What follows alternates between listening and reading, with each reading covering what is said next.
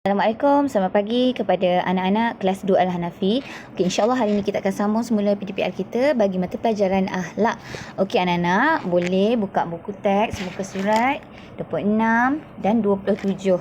Okey, kita nak sambung semula adab di masjid yang kita dah belajar minggu lepas, iaitu ada adab masuk masjid, ada adab keluar masjid dan juga doa masuk dan keluar masjid. Okey, hari ini kita akan sambung fadilat beradab di masjid dan juga akibat tidak beradab di masjid. Okey, anak-anak boleh lihat muka surat 26 untuk fadilat beradab di masjid. Okey, tengok fadilat beradab di masjid. Yang pertama, dapat meningkatkan keimanan kepada Allah Subhanahu Wa Taala. Okey, fadilat tu bermaksud apakah kelebihan ataupun apa benda baik yang kita akan dapat bila kita beradab kat masjid. Okey, yang pertama dapat meningkatkan keimanan kepada Allah Subhanahu Wa Taala. Okey, keimanan kita kepada Allah tu semakin meningkat. Okey, yang kedua dapat mengeratkan silaturahim antara jemaah. Maksudnya dapat mengeratkan hubungan kita di antara satu sama lain dengan jemaah yang datang ke masjid yang lain. Okey, yang ketiga beroleh ketenangan jiwa. Jiwa menjadi tenang bila kita sentiasa berada di masjid. Yang keempat, dapat bergaul dengan kawan-kawan yang baik. Okey. Yang kelima, dihormati oleh orang lain. Okey. Yang keenam, dapat ganjaran pahala. Okey, sekiranya kita beradab di dalam masjid, kita akan mendapat pahala. Okey, itu dia fadilat beradab di masjid, iaitu apakah kelebihan yang kita akan dapat sekiranya kita beradab di masjid. Okey, tengok muka surat 27, akibat.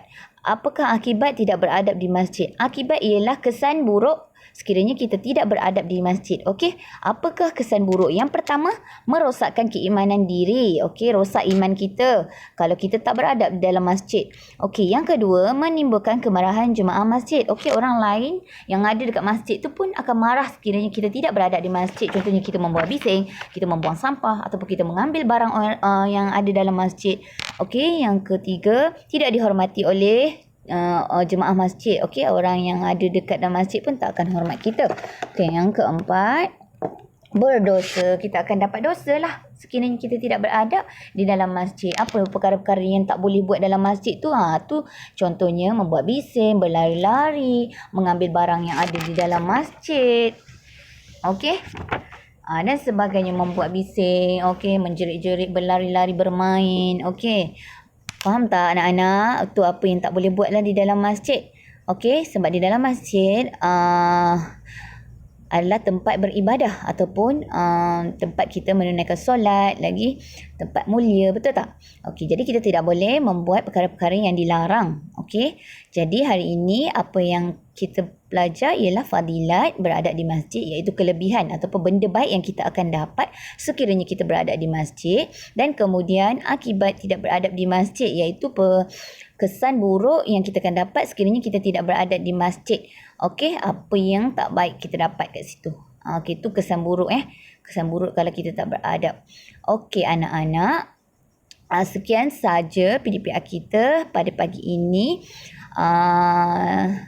Okey, untuk tugasan hari ini saya akan memberi latihan secara bertulis.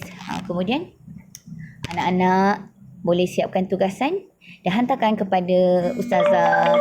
Sekian. Assalamualaikum warahmatullahi wabarakatuh.